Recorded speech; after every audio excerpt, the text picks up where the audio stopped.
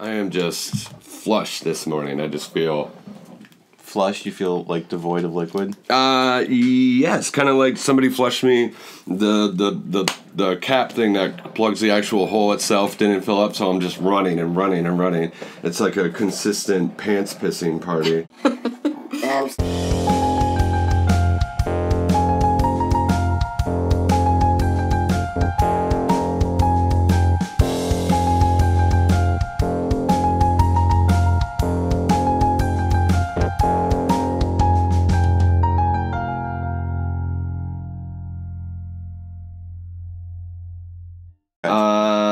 Hello, viewer. This is Shaboi Cam. We're here with Ryan Hayden today of Ryan Hayden Recordings. Yes. And a shit ton of other stuff. 2003 is when I graduated high school, so I can remember what I did. I think I was involved even before then. Let's say I would have been 18, so like 6 years prior. Was that like 97-ish? Yeah. There was a scene in downtown Plattsburgh, and I was 12 years old, and I'd have X's on my hands because I was straight edge, and I would be moshing. Absolutely. Yeah. And it was at my buddy Sip, who is now owned by my two good friends, Dean and Jolly and Carl Dyer. Oh, well. That used to be a punk rock ice cream shop. Dope. And touring bands would come through, like Howard from Killswitch Engage. His band, Blood Has Been Shed, would come. So, yeah, that was me at 12 years old. That's dope. And this was the Something Cool? Yeah, Something Cool, the punk rock ice cream shop. They'd have touring bands, and they would cram 100 kids in there. Absolutely. Okay, so we're at like 2003, Chicago typewriters in the area. You've so you do have you said you graduated in 2003 PHS. Oh yeah. Because I saw this PHS show. Was that a show you did before you graduated? Because I was trying to get a year on that one. Yeah, I think that might have been 04 maybe. Yeah, so you came back after I graduated. Yeah. No, right on. Came back. Like it is funny to think about like. We were playing these metal songs in front of like our teachers. Right. But they just really enjoyed having the shows and the Battle of Bands, and I think I kind of started them going when I was going. Right. And then they kept up for a few years. They were really exciting. All the school would go, and that's awesome. That's awesome. It would be like a highlight of the year. So seeing Chicago typewriter for the first time might be like it might awaken somebody. Yeah. Back then, because we started as a joke. Yeah. We started in like Halloween time. We wore masks to our first show. Right. The goal was just to be weird and freak people out. Like, we wrote songs that were so dumb, we wrote them on the spot. We put zero thought into them. Yeah. I'm trying to fill my personal catalog of all the music I've ever been part of, and I'm still missing this disc. We made like a little mini CD disc. Like, does anybody remember mini discs? They were this small. The hole was huge. Yeah, and that's what we released, and it was cool. It had like maybe 4 songs just live recorded, one mic in the middle of a room. Right. But none of us seemed to have that, or at least no one could send it to me. So if somebody could get on that Josh Keeble thing. Yeah. Okay, so there's tons of live videos, so check out, if you want to check out. It's highly recommended. If you like good music, you're going to like his jam. Drowning Man. Yeah. A recording where it does put it down there that it was like, it was October 13th, 2000. And that was pretty old. That was 2 years after the Something Cool video. And I did a little digging around, and I found out that October 13th, 2000 was a Friday. It was a Friday the 13th show. So I thought that was really cool. Drowning Man, yeah. I don't know if you're familiar, but Drowning Man was a huge band to me in high school. Right. Like literally one of my favorite bands. And that was back when I didn't really understand if being in a band, a touring band, meant like you were famous or rich. I just didn't know. I just figured you were in a band. Something awesome must be going on. Exactly. So Drowning Man was based out of Burlington. And I've came to know all the guys in the band. They've all become like friends or acquaintances. And local guys like Jamie Dervage or Dan Bushy or Mikey Lemieux all played in different versions of that band. And I even played a few shows in that band too when they were in they really needed a quick replacement. That's awesome. And it was cool. We played some cool shows. Like I only played 3 shows with them, but we played historic CBGBs in New York City, where the Ramones played, and everybody, Green Day, Korn, everybody's played CBGB. Oh, there it is. Oh, everybody's touching it. Yeah. So I played CBGBs, which is kind of a proud thing for me. And you would see every band in the world sticker on the wall. Like I saw The Used, Korn, Green Day, whatever. But like you knew that they put it there. Yeah. And actually, the sound system, the whole place looks like a toilet, but the sound system there is amazing. It was an awesome time. Well, thanks for doing that, because it is good to see. I wish I could see more of what happened in this downtown Plattsburgh area, you know, because we've had spurts where it's just like, here's the music, and then there's nothing, and it's just woo, woo, woo. Anyway, so... Sickest bands out of Burlington were like In Reach, Never Again, Drowning Man, all bands you should look up, because those are the heyday of Plattsburgh shows. Hell yeah. And they have a really, really high-quality video that they have. They're actually signed. Their Jamie Dervage is there. Yeah. They're spinning. It's pretty cool. Yeah. They were signed to Thorpe Records, and that video was on 120 Minutes on MTV, hosted by Jamie Jost of Hatebreed. So, you know, 7 Dicks Deep, all of that. Is that online? I couldn't find We never recorded 7 Dicks Deep. You know, that's a good song. Is that like, I'm not even going to ask, but that's not our show. No, it's kidding. Josh, you do whatever. I don't know why Josh named it that. 7 Dicks Deep. I think we had written the song, a serious song. Yeah. And then we're just like, what would a funny title be that we could just literally fart out because we think it's funny? Yeah. 7 Dicks Deep. 7 Dicks Deep. There was one thing I was going through. Was the Chicago Typewriter video was Switch Song. Is that the name of the song? Yeah, we didn't have the name. Okay. And was Andrew on guitar? Andrew's on. Okay. Yeah, he's a guitar player also. Yes. He was good. Is that how the band started, or was it just you guys switched one day? Were you sick?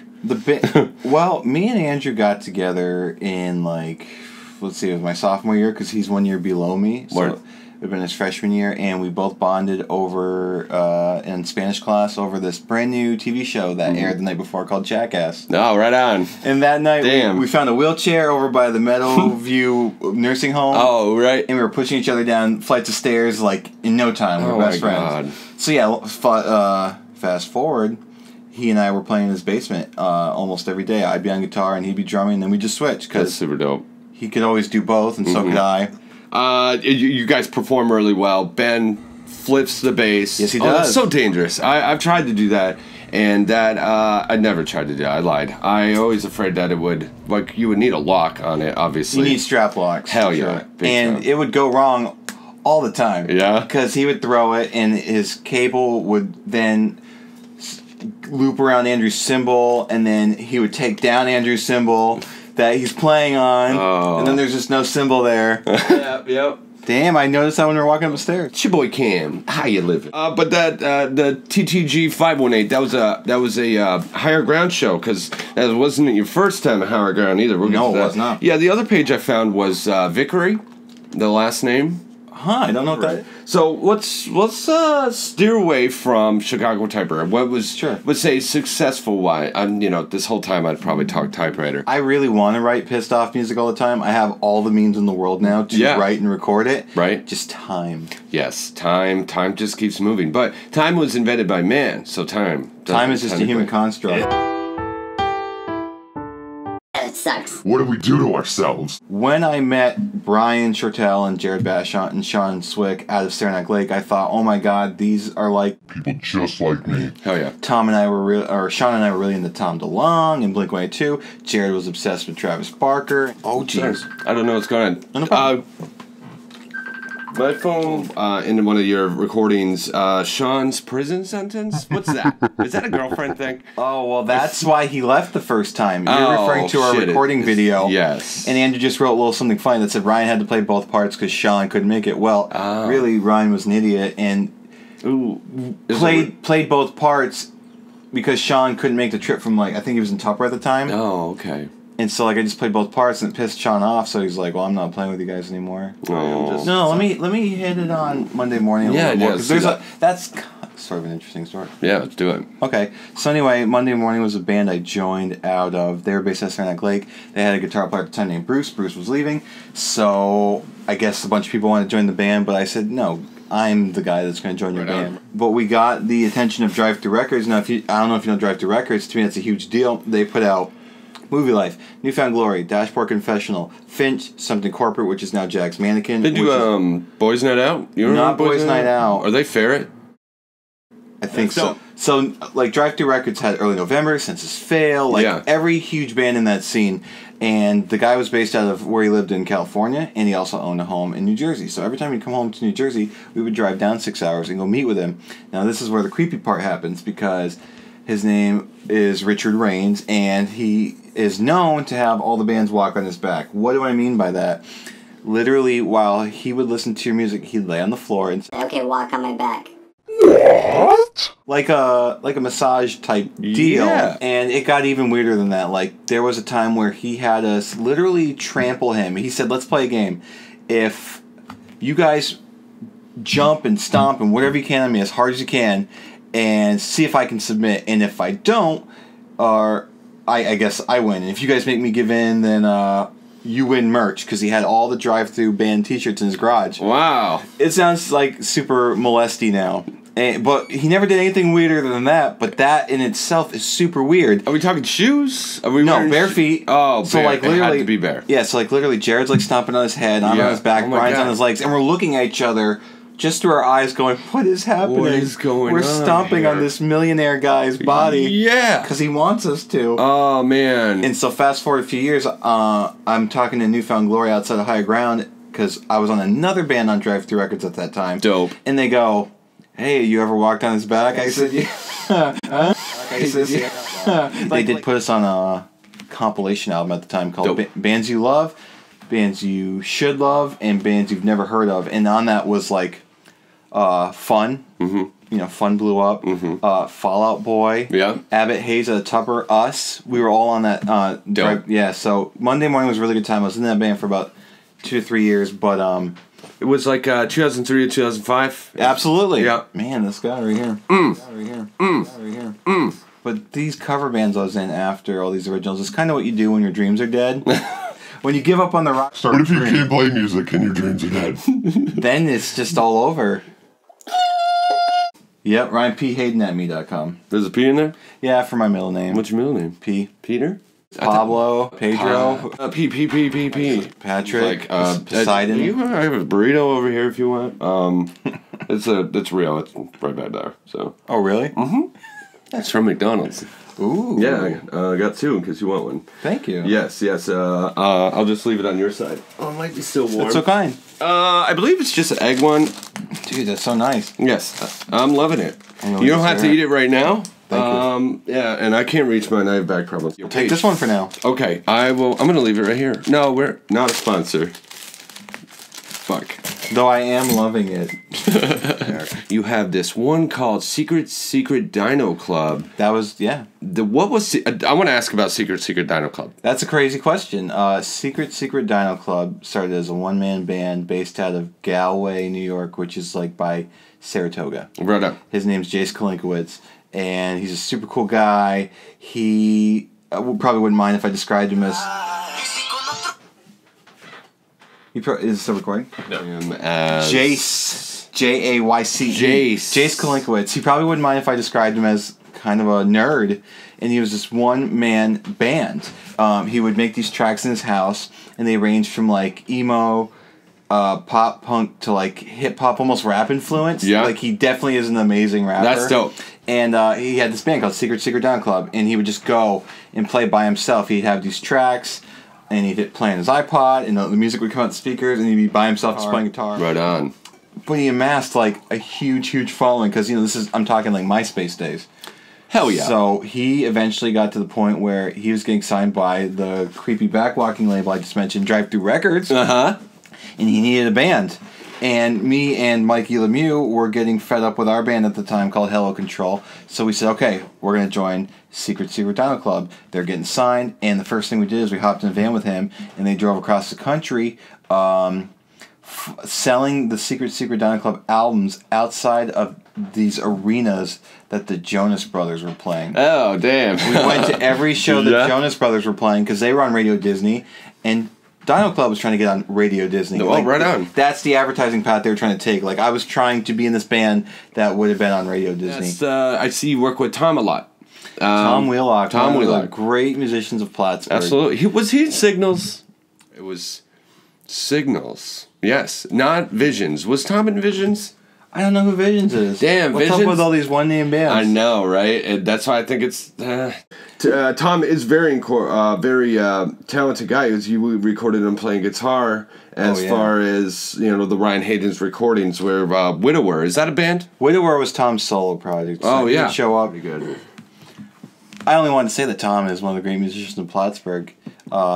He would come over, have everything written, all set up. So basically, he'd be like a one-man wrecking crew. He would do the drums, he would do the bass, he would do the guitars, and then do gnarly vocals ranging from like singing to screaming. Right on. And it was all like brutal, pissed off music with craziest guitar parts I've ever seen. And he would play them so perfectly.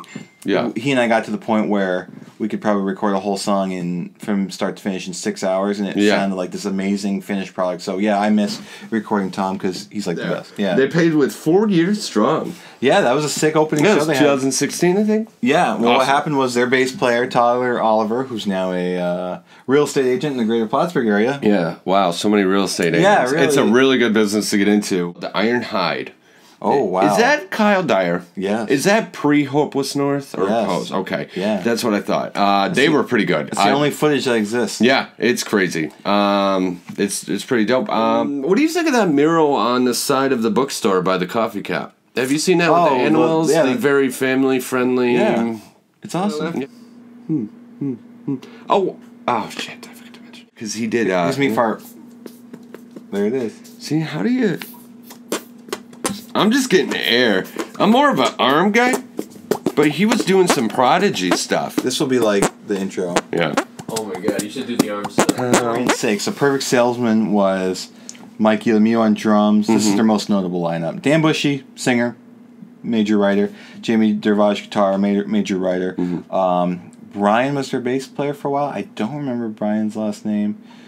And then Levi Sheets eventually filled in on bass, who's a good friend of mine. And Mikey Lemieux was the drummer. And Brian Curry was their original drummer. But they were like this pop-punk band that had like heavy parts in it. And I looked up to them when I was 17 and starting yours truly. We would go to their house and just watch them practice. That's dope. And I'm like, these guys are amazing. Because I never saw a band who had their own song. So yeah, fast forward. Perfect Salesman's long over. Drowning Man's long over. Their band Ironhide's long over. So Dan's just not really playing any music. Jamie's not really playing any music. None of us are. And so we decided to do this collaborative cover band. And it was fun because we would do songs where Jamie would just sing the leads and he would sing Justin Bieber. Oh, right. Then I would jump on the drums and Mikey would rap these crazy complicated Flow Rider songs. Where like literally Mikey would do homework for a week to learn the rap. Right. Oh my god. You did recordings for Mike Peterson, Motion Ocean, Cloud Atlas. Yes. A lot of familiar faces. Check it out. It's awesome. Awesome possum, if you believe they're awesome. Giovanni don't even make me do it. It's on Giovanni Giovanni Bucci, everybody. Giovanni Bucci. Yeah. It was only in the past few years that I realized she's like this budding acoustic artist. Yes. And so I approached her. She would work at Claire & Carl's right by my dad's. Hell yeah. And I'd say, hey, if you ever want to record, I do that. And I think I could help you sound like a full band. Because she was just one girl by herself. But she had made several contacts. So on her album, her first full-length album we did, there's guest spots by like Mike Peterson, shredding awesome guitar. There's Jay Lesage doing incredible piano and like, what the hell's it called? Organ.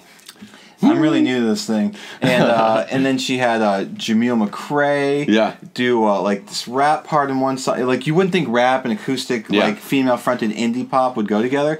But what he did was amazing. And then there's Taylor LaValle, Liz Chasky on it. I don't think I'm leaving. And then I played a whole bunch of stuff on it. Yeah. I just, now that I don't tour, I'm not in an original band. I'm not traveling. I'm not playing shows. I sold all my amps and most of my gear. And I used to have some really sick gear. The way I get my kicks now and I get my musical satisfaction is by helping others, which sounds really cheesy to say, but when I was young, and we would go to the studio in Albany, the recording company run by Tim Lynch, one of my favorite people in the world, I would say to him, I don't know how you can just sit for 10 hours a day and listen to people suck on repeat. And that's just me being funny, but like as an engineer, you listen to people at their worst, do take after take after take, and sometimes they mess up. Absolutely. It's tedious work. And I said I could never get into that, but now it's all I love to do because Absolutely. so go to SoundCloud /Ryan Hayden Yes, Recordings. I was just going to mention thank you. SoundCloud. Yes, because that's where on I there. put all my work. It's like my Yes. portfolio. Like if you were considering me, I would direct you to that page and say, listen to what I've done. Let me look at my watch. Yeah. 9 days ago was 3 years of the passing of the great Chris Parmalee. He played in so many bands. I told the story of how we tried to try him out in Chicago Typewriter, and he was just a wee infant guitar player at the time. You can see it on the DVD. Yeah. It's funny because that's you when yelled at him. That's when once. he joined again. Oh. That was his second time around when he was matured enough, and he was awesome. Yeah, so you can go back and look at my old Chicago Typewriter videos. Yeah. We terrorized Chris. We called him Helmet. Quiznos. Toasty. Toasty. Toasty. Toasty. Alright, 7-Up. Pretty cool. Yeah, whatever, noob. Shut the fuck up, noob. This is Chris's first riff Hi, I'm Chris. ever recorded. We're going to be patient. And, You're like, rock, or Yeah. something like that. yeah, I'm just like, you're getting it wrong. I Yeah. slapped the headphones off of his head. Fucking wrong. Oh, man, it's a little bit of hazing, a little bit of this and that, but... It totally was hazing. It was Chicago Typewriters. Yeah, well, and he had, we called him Helmet back then, because he had this big hairspray, hardened, emo cut. And if you want to hear awesome punk rock with technical riffs, perfect drumming, and just really cool vocals done by Tyler Oliver, look up Lie Captive. The album's called Hopeless North. It's on Spotify and Nice. Apple Music. And Chris was just such a great person. And the last time I ever saw him or hung out with him, there's actually a video of it. He came to my house where my current studio is and recorded some guitar on Tom Wheelock's song. Dope. And Tom and Chris were starting to have a band with him.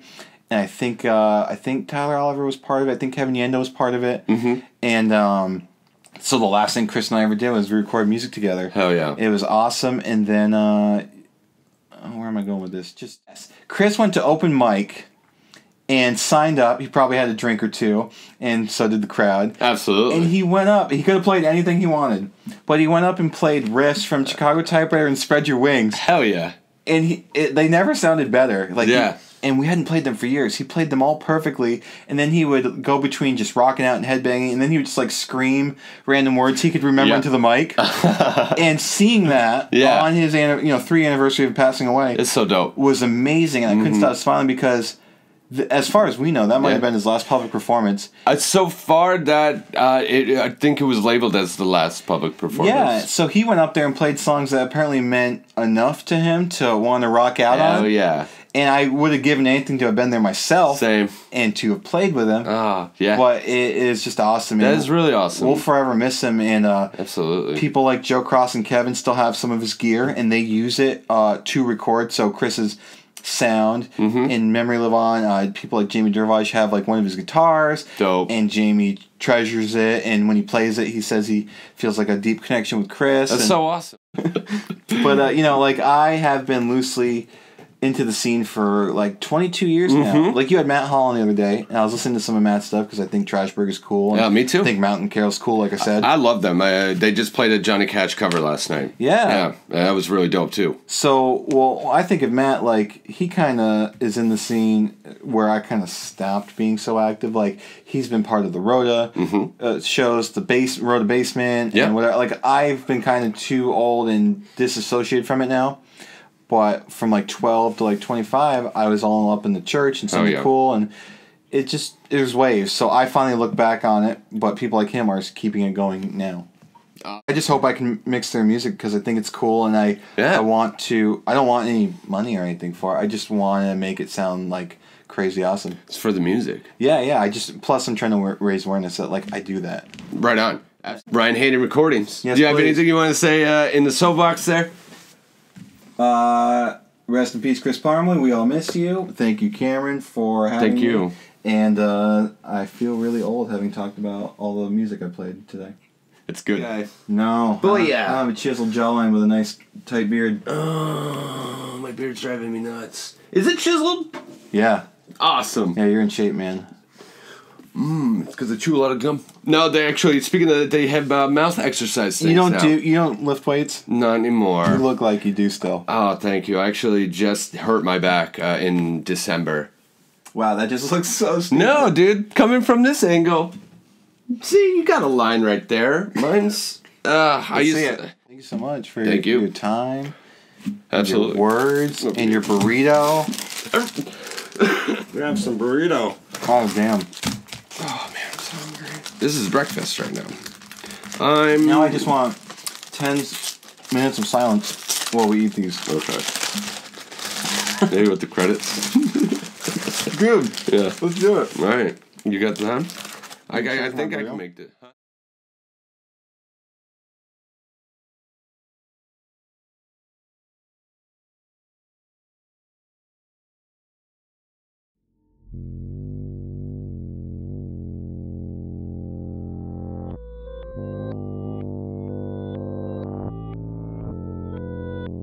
Yes. How are you living? How you living? How are we living? Pretty good. How you living? Have a good one. Have a good one.